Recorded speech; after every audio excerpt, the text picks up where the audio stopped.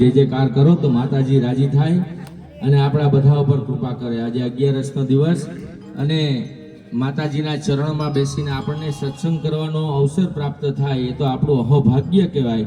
તો હૃદયના ભાવથી માતાજીનો જે જયકાર કરીએ। બોલો વાળ માતા કી જય।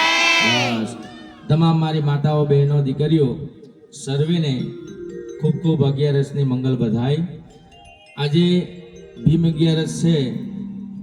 આપણો ઇતિહાસ તો એવો છે કે ભીમને રોજ ખાવા બહુ જોતું, એટલો બધો ખોરાક જોઈએ એને કે આપણા બધાયનો હોય એટલો એનો એકનો ખોરાક હોય।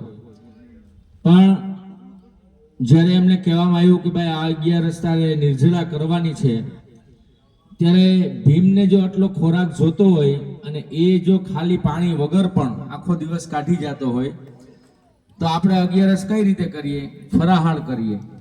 ફલાહારમાં ખાલી એકાદું દૂધ ને કેળું લે તો વાંધો ના આવે। હજી પછી સાબુદાણાની ખીચડી હોય ને રાજગરાની પૂરી હોય ને સૂકી ભાજી હોય ને પેટીસ હોય ને શ્રીખંડ હોય ને રસ હોય ને આડેથી કરતા તો વધારે ધબધબાટી હોય ફરાળમાં। એટલે ખૂબ આનંદ કરવાની વાત છે।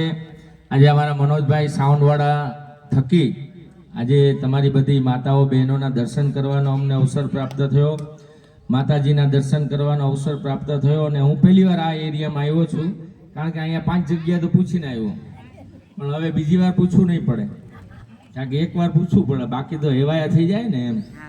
એટલે મનોજભાઈએ મને કીધું કે બહેનો માતાઓ દર 11 સત્સંગ કરે છે, એટલે એક 11 કે આપણે સત્સંગ રાખીએ એવું એમને સજેશન કર્યું ને તમે બધી માતાઓ બહેનોએ હા પાડી અને અમારા વલ્લભ પ્રભુ સત્સંગ મંડળ પોરબંદરને અહીંયા માતાજીના ચરણમાં આવવાનો અવસર આપ્યો એ બદલ તમામ માતાઓ બહેનો અને આવડમાં મહિલા મંડળના અમે ખૂબ ખૂબ આભારી છીએ।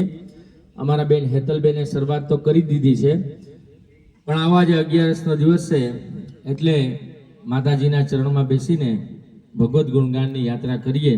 અને આજે 11 એટલે મોટી 11 કહેવાય છે।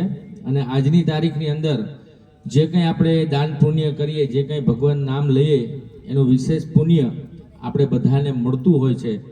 તો એવા પવિત્ર દિવસે જ્યારે આપણે માતાજીના દરબારમાં સત્સંગ કરવા ભેગા થયા છે, તો આવો આપણે આગળ વધીએ।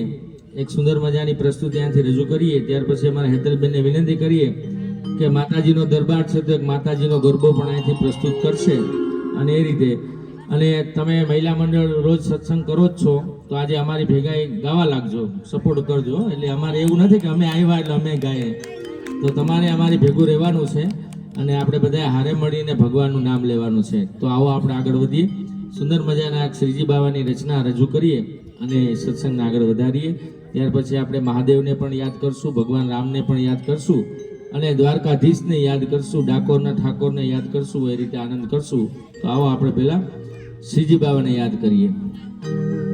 મને પ્યારું લાગે શ્રીજી તારું નામ, તન મન ધન શ્રીજીના ચરણોમાં તમામ માતાએ બહેનોએ અમને સાથ આપવાનો છે, કારણ કે આ સત્સંગ મંડળ છે, અહીંયા બધા ભેગા થઈને ગાવાનું છે। અમે ગાયન તમે સાંભળીએ એવું નથી, આ બધા ભેગા મળીને ગાવાનું છે। તો ચાલો એકવાર શ્રીનાથજી બાવાનો જે જયકાર કરીએ, બધા બહેનો માતાઓ બે હાથ ઊંચા કરીને ભગવાનનો જે જયકાર કરીએ।